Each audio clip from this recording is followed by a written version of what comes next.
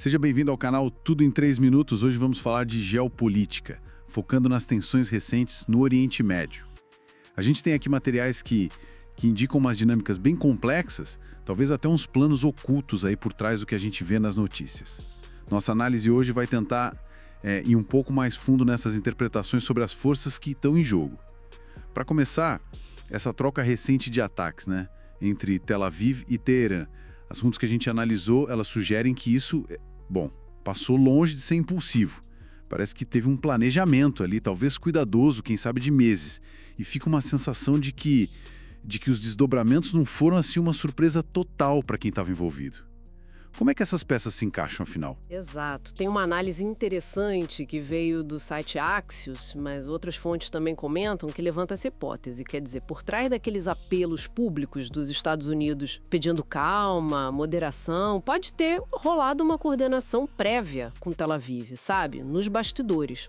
A especulação é que essa postura pública dos americanos poderia ter sido, assim, uma tática.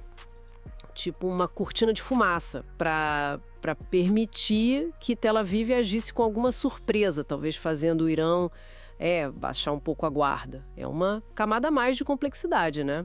Desafia a narrativa mais óbvia. Entendi.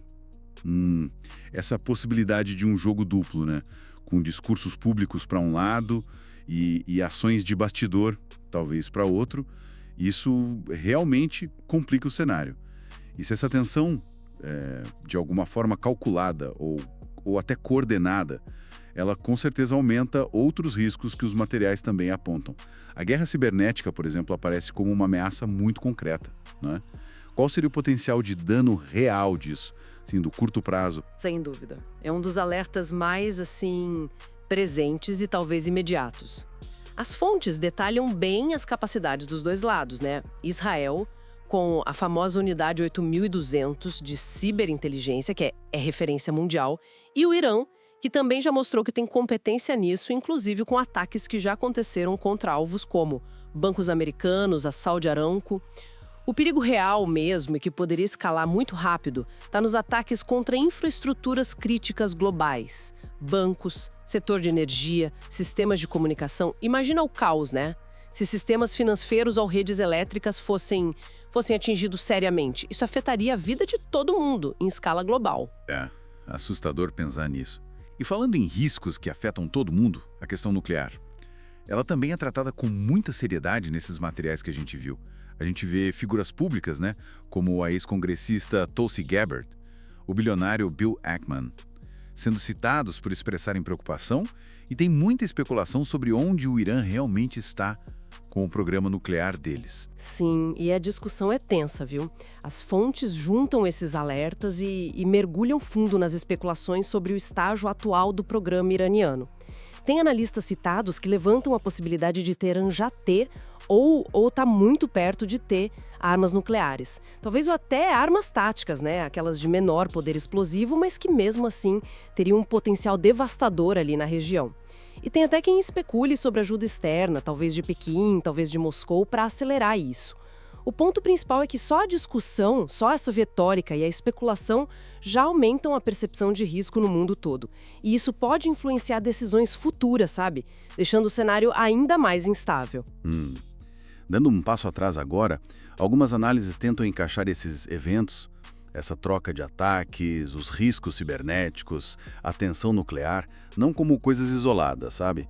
Mas como peças de um quebra-cabeça maior. Uma estratégia de longo prazo. Aí surge aquela referência ao general Wesley Clark e um suposto plano revelado lá em 2003 para redesenhar o mapa geopolítico. Como isso? Essa linha de raciocínio aparece bastante nas fontes. A teoria que apresentam descreve uma suposta estratégia americana para enfraquecer adversário-chave, mas em etapas, de forma sequencial. Primeiro seria desgastar Moscou, usando o conflito em Kiev como ferramenta para isso. Depois, o foco viria para Teherã, que, segundo essa interpretação, é o que estaria acontecendo agora. E o objetivo final, nessa visão, seria conter Pequim. É uma narrativa que tenta, assim, conectar eventos globais que parecem não ter ligação ao longo de anos, oferecendo um jeito de ler a geopolítica atual. Uma perspectiva de um grande jogo estratégico acontecendo ao longo do tempo. Faz pensar. E o mais intrigante é como algumas fontes ligam essa suposta estratégia global com coisas que acontecem dentro dos Estados Unidos. Qual é essa conexão? A ligação é feita assim. As análises apontam para discussões nos Estados Unidos sobre possibilidade de lei marcial em certos cenários. Mobilização da Guarda Nacional para responder a protestos internos. E também a disseminação daquelas narrativas sobre células adormecidas de adversários dentro do país. Na perspectiva dessas fontes, esses elementos poderiam ser vistos como uma forma de preparar o cenário doméstico, sabe? Seja para justificar ações externas mais agressivas ou para controlar a dissidência interna. Basicamente, alinhar a opinião pública e a logística interna com essa agenda geopolítica maior. Então, o quadro geral que emerge dessas fontes é bem multifacetado. A gente tem alegações de coordenação secreta entre países, perigos que são imediatos, palpáveis, como a guerra cibernética, a escalada nuclear.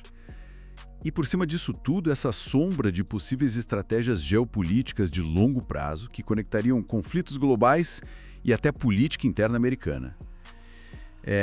Como navegar no meio disso tudo? Olha, o fascinante e talvez o preocupante é justamente essa complexidade, essa falta de transparência. As fontes nos deixam com uma questão fundamental, né? Num mundo tão cheio de informação e também de desinformação deliberada, operações psicológicas sofisticadas, como é que nós, observadores, podemos discernir o que é um evento espontâneo, o que é uma reação calculada ali no curto prazo e o que poderia ser parte desses grandes planos estratégicos que podem ou não estar acontecendo?